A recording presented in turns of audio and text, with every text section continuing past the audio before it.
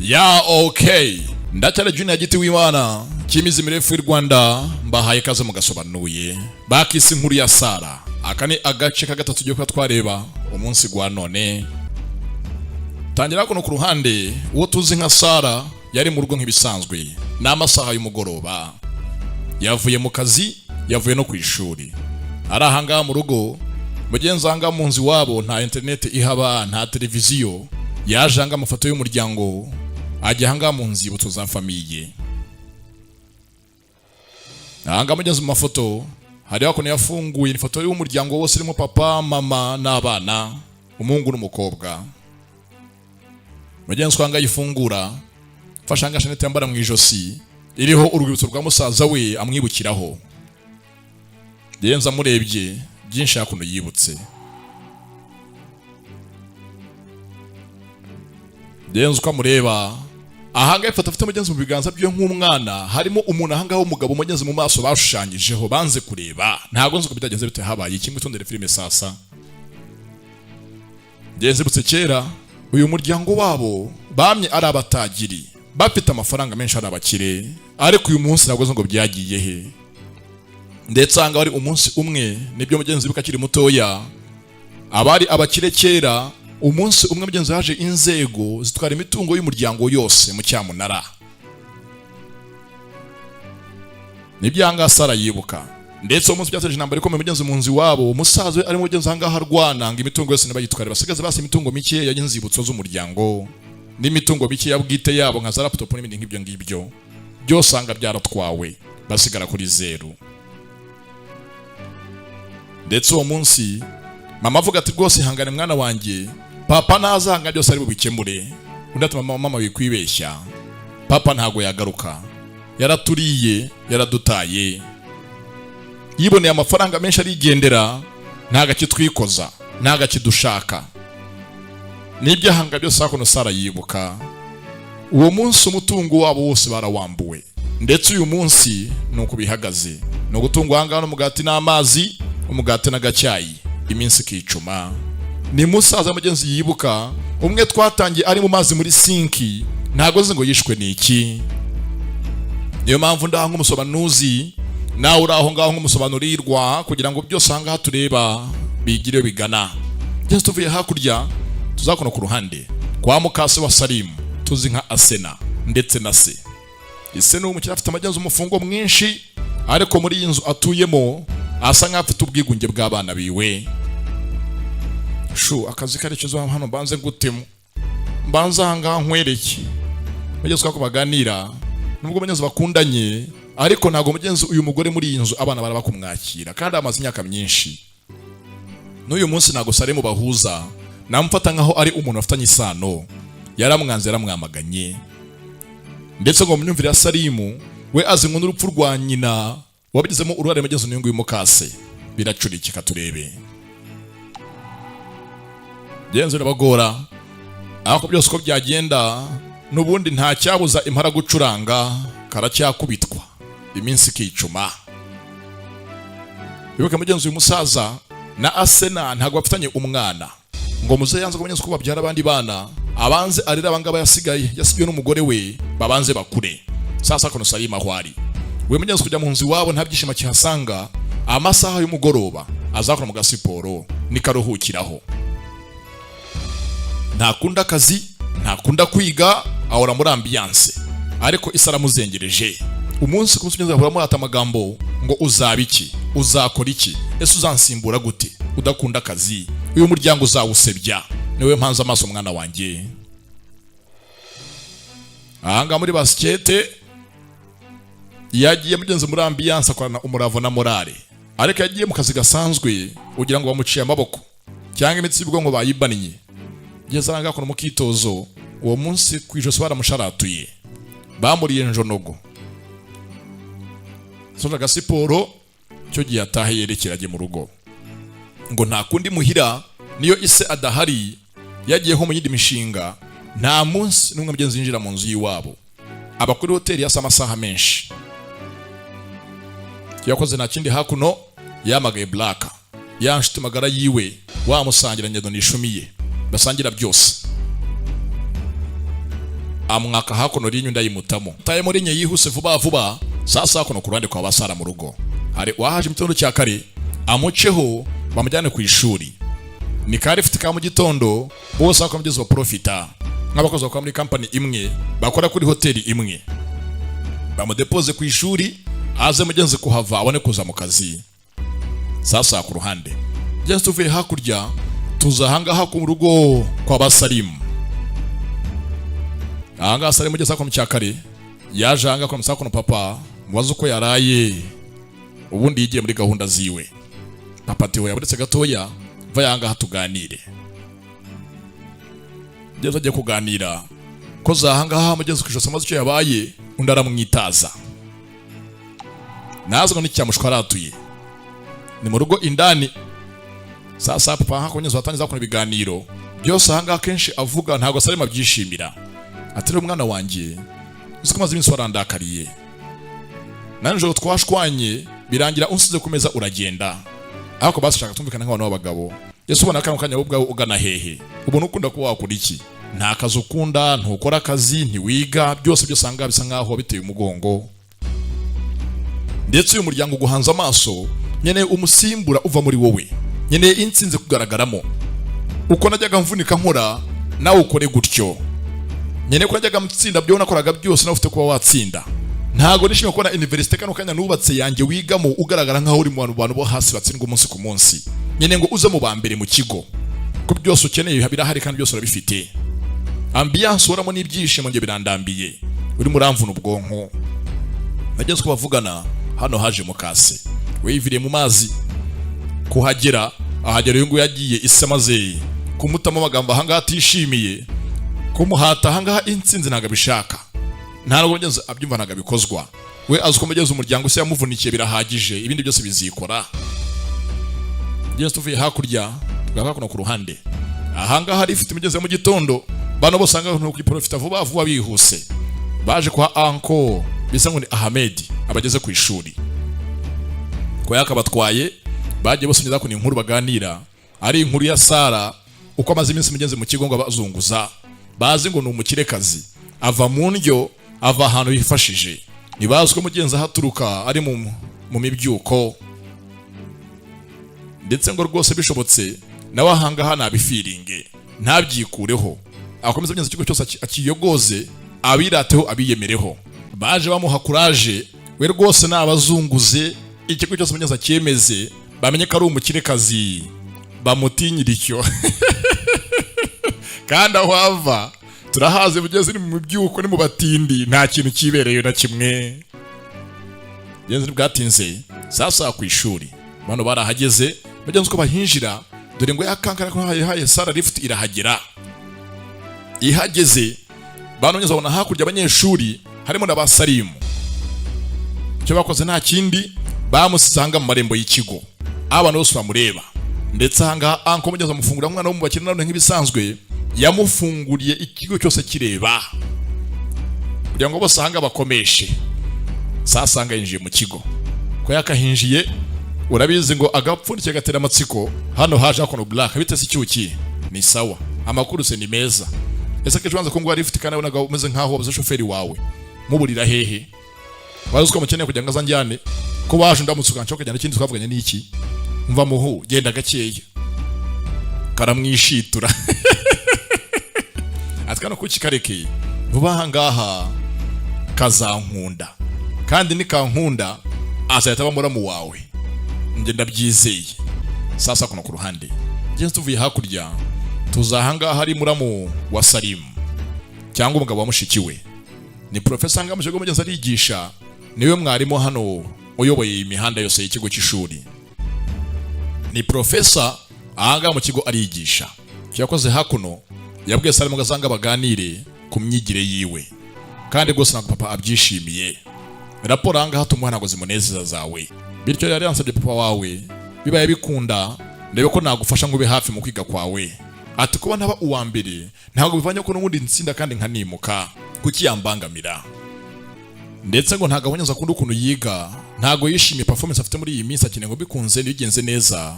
Salimu ahanga ahindura imyigire yiwe arebe ko yazamuka aheshe ishema ababyeyi n'umuryango muri rusange.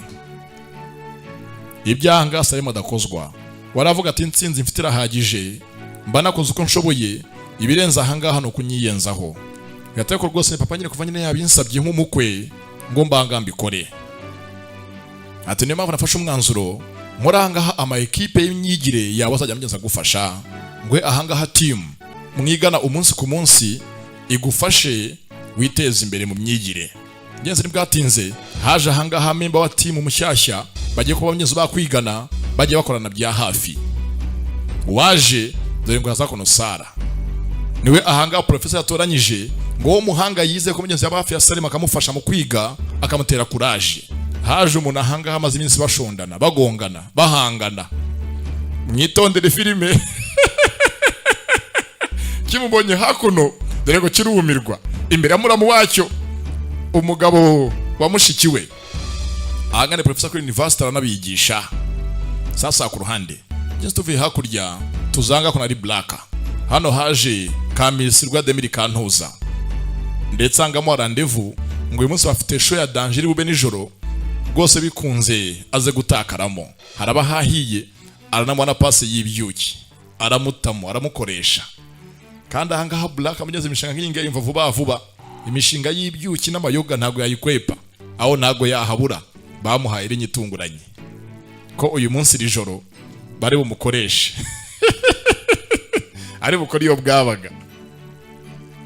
Sasa ku ruhande bano bajanga nka team gwe uyu munsi bagiye kujya bigana bahe raporo professors ibyo bize, nta gusigana bahorana igihe cyose. Bageze hano hanze amubaza impamvu yabyemeye. Ubyemeye nkandi ubundi yubyanga bari bugutwara iki? Ndate nago nabyanga professor yabinsabye ngo ngufashe ndamwubaha. Sasa anga Salimu ntabyishimiye kumuhatira kwiga icyo kintu cya mbere mwisi yanga, ntaga bishaka nabonye nabikozwa, ntaga byumva mugeze mu bitekerezo byiwe. Byonyine ahangaha kumva ko mugenzi hakuno kuki kagiye kumwigisha ubwabyo yabyakiriye bigoranye. Kumva ko rwose hakuno umukobwa mugenzi ajya mukoresha devoir, umukobwa akamukoresha ama exercice, ahangaha yaje bimugora mu bwonko bwiwe naga byiyumvisha. Undi ahagajya nako namuseka yaje atongana umuhanda wose, undi ntamwitayeho. We bamuhaye inshingano yigishe mugenzi we amuzamura atamuzi. Cyabaye nta kindi bahanya kono nimero baza gupanga amasaha gutangira kono kwiga bari mu kigo indani. Baje biga basi ku munsi amasaha nk'abiri yonyine ngira nganga Salimu wa muzamure bare ko basi performance yazamuka. Bibutsa ahangaha kigo ni icyabo, ise n'umukire ariko mugenzi umuhungu we ntakunda akazi ntakunda kwiga, wakunda ambiance nta kindi. Sasa ku ruhande yavuyeyo aza hakunino aza hari Black bahuje imyumvire n'imyemerere bakira ahangaha harakukikaje aho bari. Mugenzi kabegereye yaje angabaza ko mugenzi bafite kuno waka yose yatanzwe n'umwarimu asanga bose bameze nka we. Bibutse nakuki kikundiye Salimu kuva kera hose, dore ngo araza ahangaha undi aramwirengagiza ni Salimu. Ntashaka ko banahuza amaso ngo barebane. Bakira aho ati rwose nikundiye ingofero wambara yaranshimishije, ariko nabuze aho nayigura hano ku maduka ntago zigihari zarashize. Akibivuga undi ahangaha Black abarayimuhaye undi yiyambarire, dore ngo arayitanga Salimu atabyemeje. Mbibutsa ahangaha Black we yikundira ibyuki yagiye kure, ibyuki amayoga ambiance nibwo niyo life mugenzi yiberamo. Mu gihe mugenzi wa Salimu nawe nubwo abikora ariko angashya mugenzi n'akantu k'umutuzo mukeya. Mugenzi nibwo atinze dore ngo amasaha ari icuba. Sasa nga amasaha yo kwiga mugenzi yagize, bazanga muri etide, bazanga habige amufashe hakuno kumuzamura mugenzi mu myigire. Baje kwiga ariko Salimu anga amagambo ni menshi. Baje hakuno bige ubukano kanya Sara ahangane mwarimu undangana umunyeshuri amurusha ubwenge nubwo ndahangahe waba ari abakire. Bakira aho ngaje hakuno Black haje ahangaho moderangeri we life yose na ambiance kuri we, ubuzima bwose bwe n'uburyohe. Ndavuga Black ntaramusobanurira mwigisha aza hakuno munyakavuyo. Ikintu cyamutangaje bwa mageze mbere mu mateka, icyamutangaje bwa mbere mu mateka nuko mugenzi we yahaye umwanya kwiga n'amasomo. nazi ngo uyu munsi yabaye iki. Nazi impamvu Salimu yakunze ishuri. Yajanga baderanja aguma hanga batesha umutwe, abona ko ahari atari ahantu he, cyo gihe yava agende abaho umwanya ntago bamukeneye. Mu kuvana ngo agende byamwanze mu nda, azahanga amatwi ya Salimu ati umusaza rwose witonde kano ko kinakange uwo ngo nisheri wanjye, ibyo sanga amukora ugende mu gake gake nyamuneka, uwo n'umukunzi wanjye muri kumwe, hari umunsi nzakora mariage ngewe nawe. Yamaze yakono kubidekarara ni Black, menya ko ngo ari muramu wawe vuba nga nzamukorera ubukwe nkamugira uwanjye, niyo nyemerera nga ya Black. We azumugeze kana ko kikamwiraseho hari umunsi azakambika impeta bakimariya. No muhigo yahize yabivuzanga kana mwumva abibwira Salimu ati rwose fata neza muramu wawe, kandi rwose mu gihe nahari ntukora amakosa, kuko uwo mugore buri kumwe aho ngaho n'umugore w'ubuzima bwanjye, ni urukundo rwanjye n'amagambo ya Black. Sasa kono ku ruhande ahanga hari ba Miss Rwademiri Kantuza barahanga bicaye, hano haje agafoto kafashwe na Black kagaragaza kono Salimu kari mu kwiga myinshi cyane hakuno yakaniye ko asigaye akunda ishuri na kakuki kinjiye mu kigo kiyemeye mugenzi bone ko babyise, ukinjanga kari muri limozini bagiye kukavugisha kabiryaho kabirataho. Sasanga urwango rubonye inkomoko, rubonye icyicaro, noneho byarenze indi ntambwe, batangiye no kwigana. Ibi ntago babyumva, ntago babikozwa, cyane kumwe muri abahanga barahangaha we anakunda Salimu byimazeyo. Kano ka Brigitte cyangwa Bridget hano barize amahangaha ugacyemeza kunga boroke, ugenda boroke iyi page yose, ejo uzaza hangaha umaraporo ko yose uyeze mu mutwe. Uboroke iyi page yose uyinzanire uyize mu mutwe, nza ko namurebye ntameze nk'abandi bose. Umwana utuje w'umuhanga kandi ukunda kwiga, ari smart, ari clean, kunda kwiga, afite umutima utuje, aramaramaje ibyo akora hangaha biha umwanya. Ndetse nyazo kunavuga avuga na confidence, zengo ntago bashwanye ari urwango, ahubwo bashwanye Salimu ari mu mafuti, ko burahangaha ntakunda icyaha n'igisa nacyo, ntakunda amafuti n'ububwa, iyo ukoze ikosa aragukosora, kandi bifutamenye ntago abihengera ngo ugeze ngo abibeshyere, aho bigoretse akubwiza iryinani. Anga Salimu abyigaho, bamuha briefing uyu munsi, kwiga birangiye uyu munsi, bide naho ubutaha. Genzanga hagenda aramurebye, aramwitegeza neza ko umwana mwiza akunda kwigisha, ndetse yamuhaye n'umwanya we bidasanzwe. Cyakoze nta kindi, bwa mbere Salimu mu buzima bwe yemeye gushimira umuntu ati urakoze, wakoze cyane ku mwanya wawe. Yenza aramushimye, muri iyi si nta by'ubuntu, nta muntu gutaha umwanya wiwe adafite impamvu. Umunsi yaramushimiye aturakoze cyane, ko yakamushimiye geze nibwatinze ahangaha uyu ngo yataha imuhira. Ni Sara ajanga muri karitsiye, n'umwana mwiza abantu bose bakunda, akunda akazi ke, akunda umuryango we, anakunda kwiga, ndetse ahanga abakora cyane ngo yite kuri nyina w'umurwayi w'umusinzi. Abantu bose anga muri karitsiye nyine baramukunda, bakunda umutima umaramaje afite n'umutima utuje afite.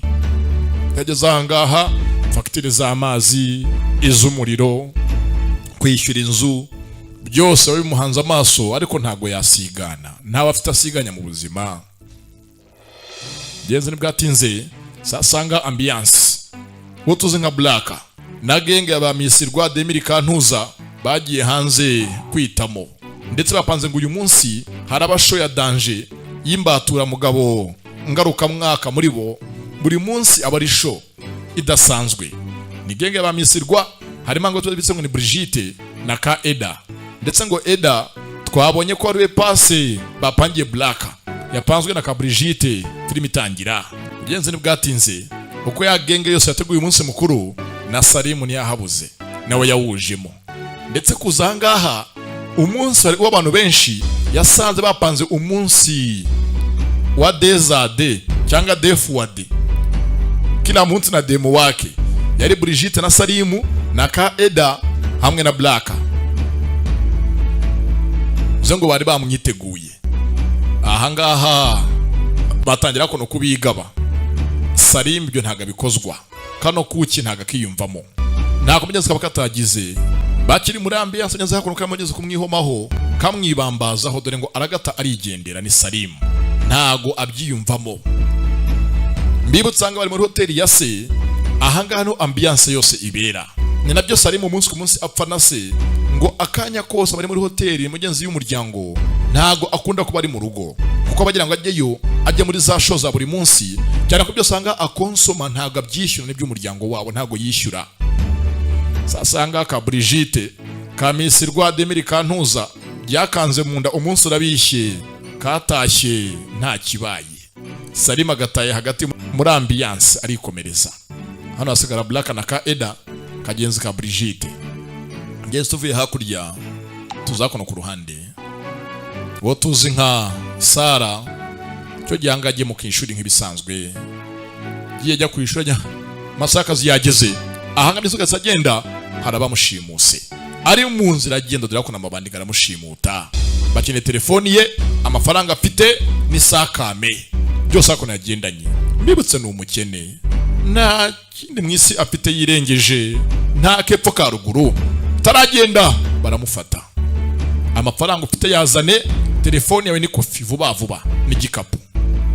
Ni amafaranga atunze umuryango we, telefoni afite ahangaha yaje kumunyenza yibonye ari gusevinga amafaranga menshi ari kwirwanaho, byose angagiye kubyamburwa n'ibisambo. Mbibutse ahanga batuye mu mibyuko zakaritse z'amabandi n'ibisambo niho bituriye. Mu mibyuko ni haburi ibisambo n'amabandi baje kumwiba. Shaka telefoni yiwe vuba vuba byihuse barabimwatse. Telefoni y'amafaranga yari afite na yaje netakono yambaye ya musaza we y'urwibutso niho barayikeneye, n'amabandi n'ibisambo. Kumbe bakira aho ngaho araje kunatabara, aza bakora amakazi shyira amabandi hasi n'indwanyi nziza. Bamutabaye nta muzi, byose angayo harabimo ngo yigendere.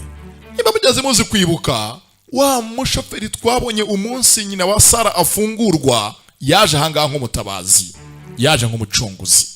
Dore ngaramutabara bari bamwibye telefoni, amafaranga n'igikapu. Mu bukene bwe dore ngo Imana irahaba iramutabara mugenzi. Wamutabaye ni indwanyi nziza, yakubise amabandi yose akona arayavunagura abashyira hasi. Hari umugenzi yamaga kugeza kuri telefone atama raporo ati wa mwana ndamutabaye kandi tuvugana arahagiye yagiye kwishura agiye no mu kazi nk'ibisanzwe ameze neza. Yaje ku ruhande bari bamwibye, abayeho n'abaravunika.